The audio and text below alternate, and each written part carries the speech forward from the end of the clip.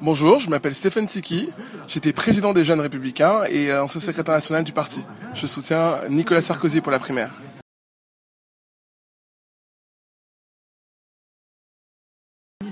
Je pense que la France est la France. Tant la France par son histoire. On n'est pas là pour savoir si ceux qui sont français sont extra-européens, européens.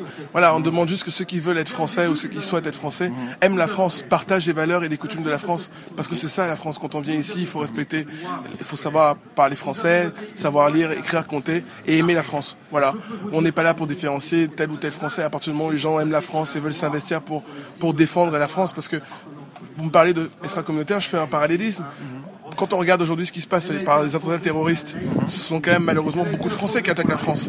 Et ça, c'est pas très bon comme image. Et moi, j'ai envie vraiment qu'on donne, que ceux qui ont envie d'être Français et qui se battent parce qu'ils aiment la France pour défendre les valeurs de la République française puissent devenir Français. Et ceux qui ne les aiment pas parce qu'ils préfèrent tuer ou attaquer ou détruire les Français, ben ceux-là, il faut les déchoir.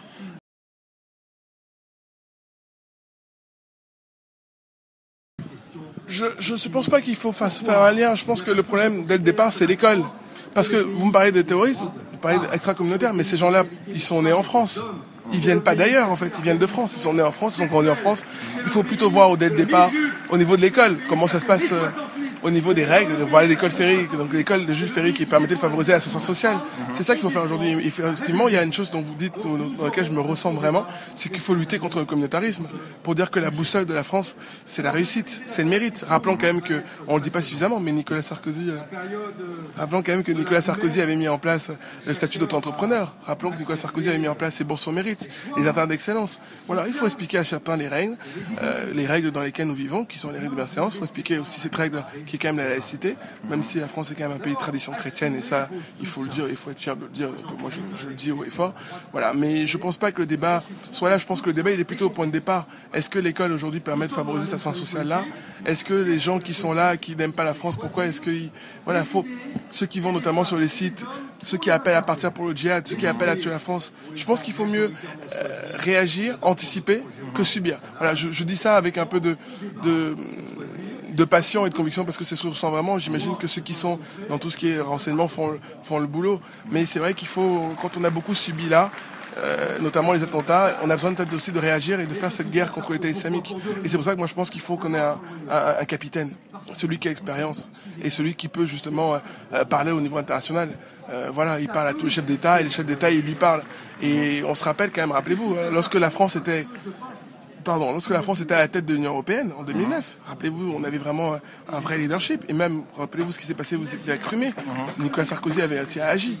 Donc moi, je pense que, voilà, aujourd'hui, on a besoin d'avoir cette capitaine de guerre-là pour vaincre l'État islamique, enfin que chacun puisse continuer à reprendre sa vie dans son cours. Mais il faudra aussi s'interroger en amont sur comment est-ce qu'on en est arrivé là. Comment est-ce qu'on peut avoir des gens qui sont nés en France, qui ont grandi en France et qui finalement, pardon de dire ça, mais détestent la France. Parce que quand on est prêt à tuer des gens avec qui on partage la nationalité et attaquer son pays, notamment quand on attaque des passants, comme nous on a vécu tant Charlie Hebdo ou le Bataclan.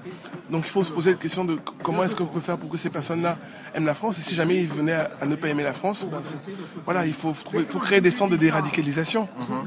Parce qu'il ne faut pas mettre tout le monde dans les mêmes prisons. Pourquoi? Parce que si vous mettez les gens dans les mêmes prisons et que certains ne sont pas radicalisés, il y a quand même le risque que certains qui ne sont pas radicalisés entraînent encore plus d'autres qui sont radicalisés. Donc faut faire et voilà. Et puis même au niveau des peines, il faut mettre des peines moi je suis pour la peine de perpétuité par exemple. Parce que franchement, quand on voit ce qui s'est passé là en Normandie, quelqu'un qui est sorti avec un bracelet tonique qui après a égorgé un prêtre. Donc voilà, mais je pense que c'est pas tellement le communautaire ou pas communautaire, je pense que c'est l'école, les règles de la société française, la justice. Et si vous me permettez un mot, je dirais l'autorité.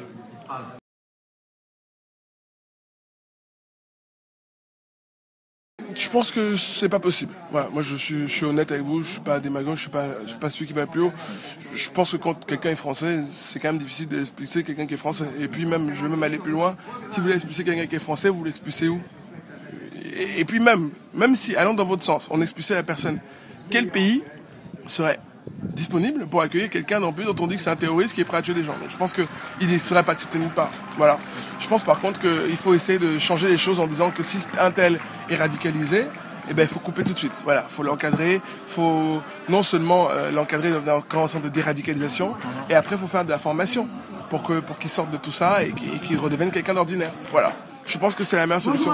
Parce que, je prends un exemple, mais on a beaucoup parlé de la déchéance de nationalité.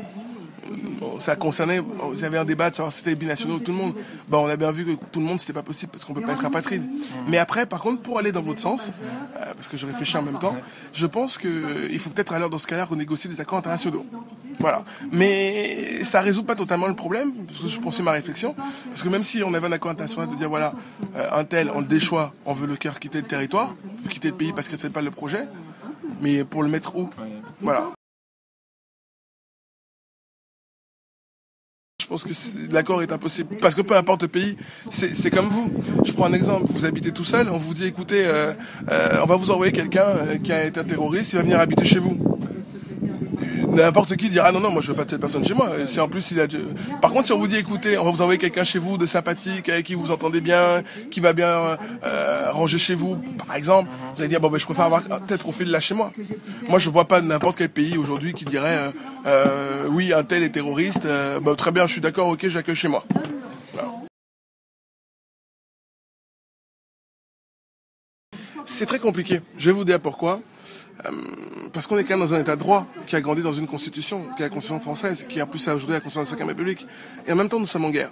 Donc je pense qu'il faut, voilà, il faut prendre des mesures. Quand on est en guerre, avec des gens qui veulent nous tuer, il faut se mettre à la hauteur de ces gens-là. Parce que ces gens-là, ils n'ont aucune pitié, aucun sentiment pour nous. Donc moi, je peux comprendre. Après, je pense que, moi, je suis pas tellement pour la peine de mort parce que je considère que notre rôle à nous, c'est pas de tuer les gens. Voilà. En fait, qu'est-ce qui nous sépare d'un criminel? Quelqu'un qui a déjà tué. Si nous-mêmes nous sommes prêts à tuer, finalement, ça nous mettrait tous dans la même catégorie de personnes.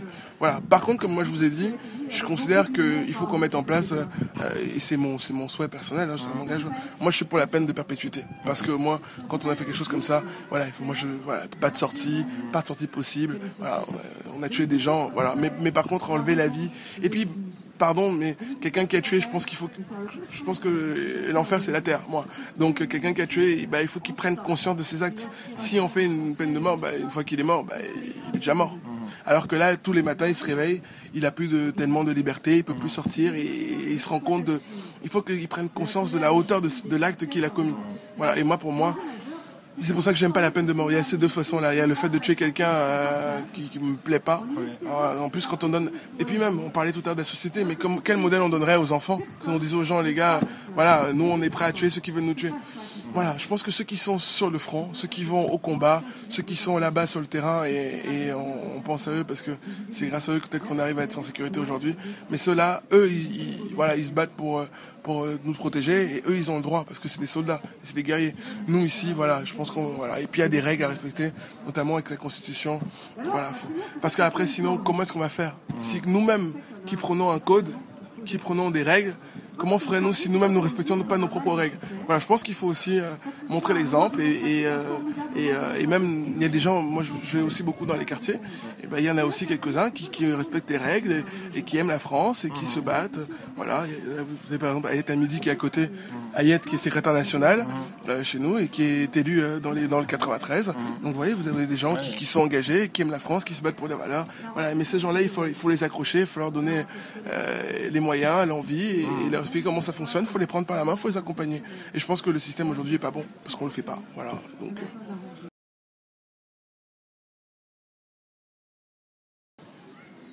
c'est une question très compliquée parce que quand on fait de la politique, on aime aussi avoir du débat. Et c'est pas mon pays, les États-Unis, comme vous avez bien compris. Par contre, moi, oui, je préfère Hillary Clinton. Voilà. Pourquoi? Parce que je considère que c'est une femme respectable, qui a aussi un peu d'expérience. Son mari était président. Voilà. Après, par contre, si je dois vous dire que j'ai un sentiment, c'est que le seul peut-être sentiment que je pourrais déplorer, c'est dire que je me rappelle la première campagne de Barack Obama. On avait une innovation, un nouveau candidat, un nouveau profil, une nouvelle énergie.